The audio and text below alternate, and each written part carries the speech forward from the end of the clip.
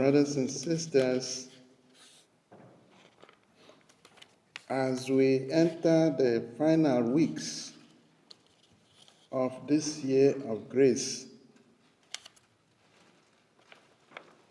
the liturgy uses that opportunity to draw our attention not only to the end of the liturgical year, but also to the end of our lives as individuals, as well as to the end of the world.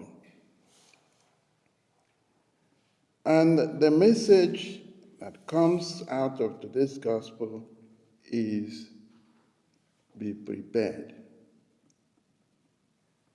Be prepared.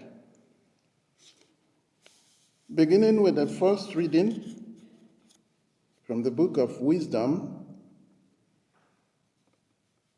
it calls our attention to from the things that has been created, the whole gift of creation that God has given to us,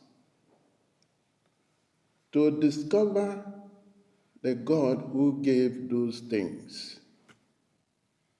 That the created things are not ends in themselves.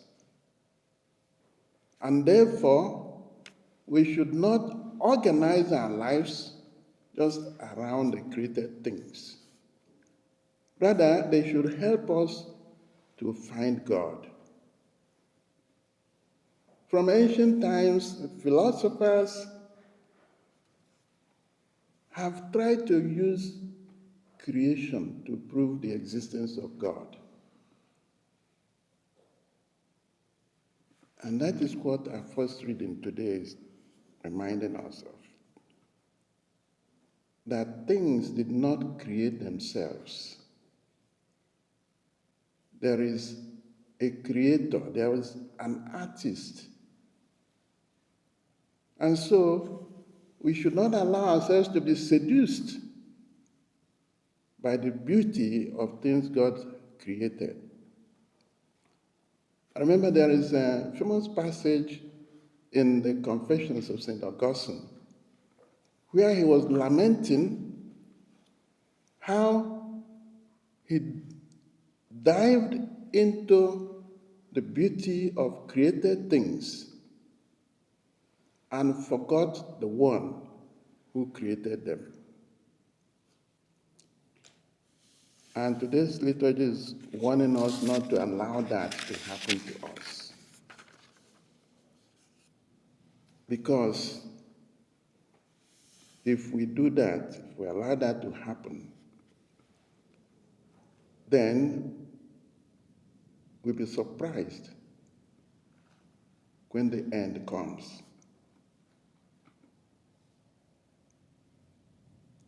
There are two important things that I want to point out in today's gospel. Number one, Christ tells us in this gospel to learn from the past. He cites two incidents in the past where people were they were going about their normal life, not caring about the more important things. And so, when the end came for them, they were totally taken by surprise. One was the case of Noah. Both of them are actually from the book of Genesis. Noah and Noah's Ark. The people of Noah's time were going about their daily life without a care about anything. And then the flood came and destroyed them all. And the second one is Lot, the case of Lot. You know, the same thing happened, the city of Sodom and Gomorrah, the sinful cities.